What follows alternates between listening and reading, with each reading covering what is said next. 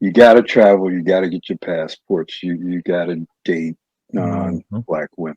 See, because a lot of all this friend zone for black men is about y'all dating this small group of women who themselves have a very limited sphere of what interests them. And even in like the women in the Stepcos and those women who will complain about not being chosen while they themselves, if they do date a black man, even they only want a particular profile of a black man. Good point. So and that's what you guys are going after. It's a bad strategic position to take. I firmly believe that for a relationship to work, your man has to be a little bit scared of you. Like, I need my man to see the slightest glimpse of the devil when he looks at me. What is your type? Like, what do you like physically? Rich. If virtue did not exist and was not a scoring matrix for women, men would not be able to claim to be the superior sex. So what men via the patriarchy have done is create this metric to judge women against that does not apply to them. If you had to choose between the love of your life or a credit card with no limit that you never had to pay back, which one would you choose? Visa or MasterCard? So how much does a guy need to make? It don't matter what he makes, it matters how he spend it. How should he spend it? On me. And what I mean by that is if you ask a man why a woman shouldn't have a lot of bodies, he will say, because it's dirty, it's this, she doesn't respect herself. He will go through a laundry list as to why a woman must keep herself pure. But then when you flip that around onto themselves as men, their response is so genius. They just say, but I'm a man. And I'm not saying I don't understand it, because given how we've been raised and the strictures of society and certainly those prior history explain, why we would limit ourselves. But if you look at it from just a basic sort of competitive standpoint, it's like, okay, I'm only going to take 2-point shots in the 3-point shooting league.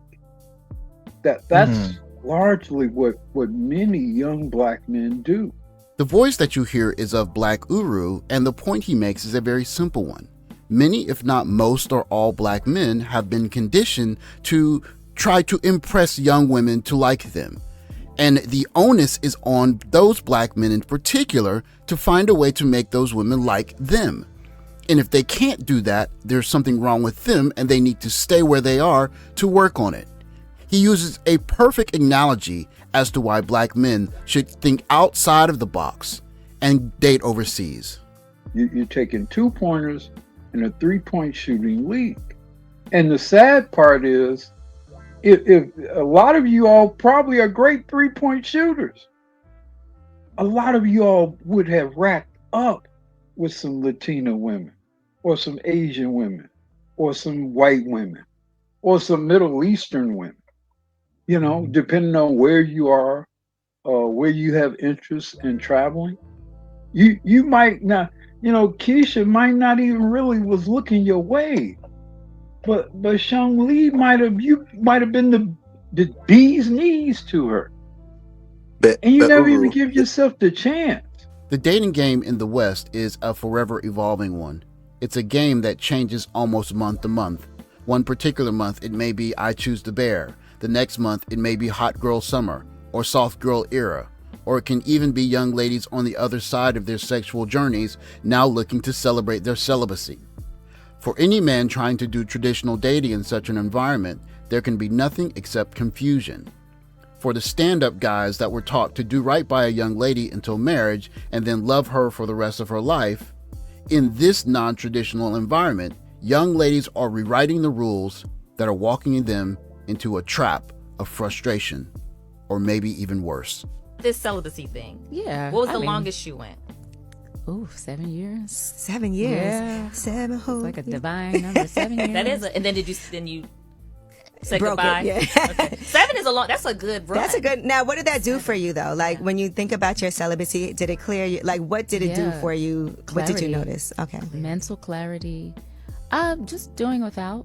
I have officially been celibate for 2 years. Let's talk about it. I'm not going to say it's hard, but I'm also not going to say it's easy. But I will say ovulation whipped my ass every single month. Like a dog in heat that needs to get put out. Every month I had that message typed out. Please, please, one more time. But I never sent it, okay? And that's the real growth. It shifted my mindset. It was no longer a focus.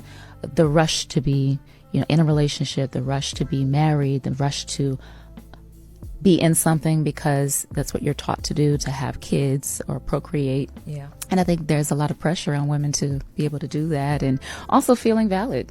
Why are we taught that we have to be taken or made an honest woman? Am I a liar? My reason for becoming celibate, it was simply just to get over a situationship that got dragged out way longer than it needed to be, and sex was the only thing keeping it together. It's the only time we talked. So I thought, you cut the sex off, you cut the man off, and it worked, right? I grew up in the majority Black community, so it's like some people don't know more than what they're exposed to, so they don't even know they're having a chance. They're oblivious to how the world is outside of what's at the tip of their nose. That's why I said, bro. That's why I started out saying, because you're a grown man now, right?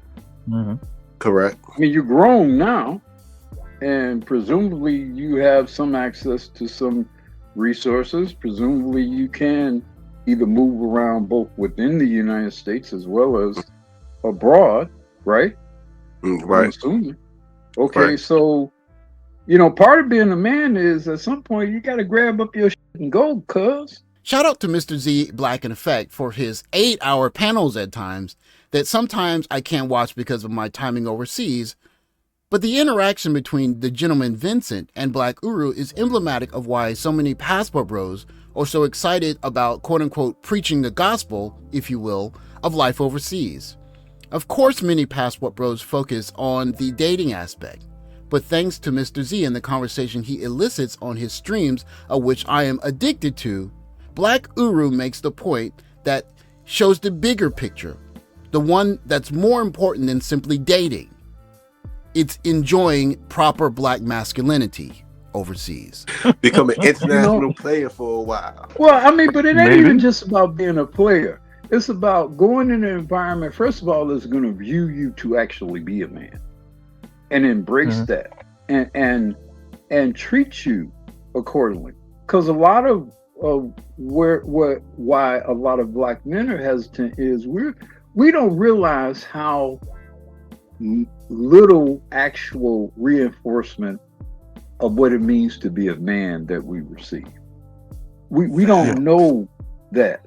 So, a lot of it is just going into an environment where you're going to be treated like a man differently, specially. You're going to be looked at, you're going to be spoken to differently.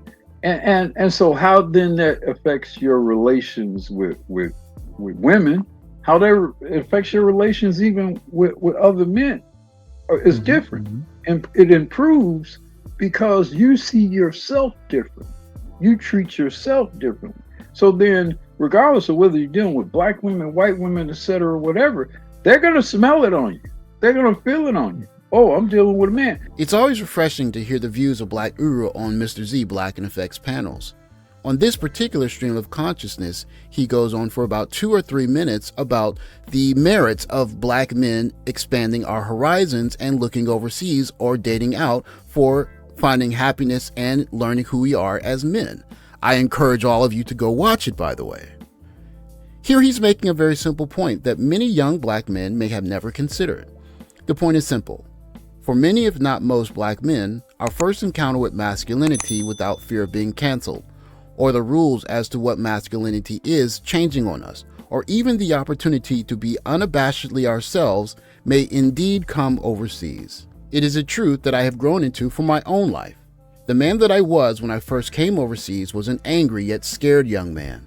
The man that I have grown into now is a self-assured one in my masculinity, whether that be my 5'6" height, my looks, or my quote-unquote game.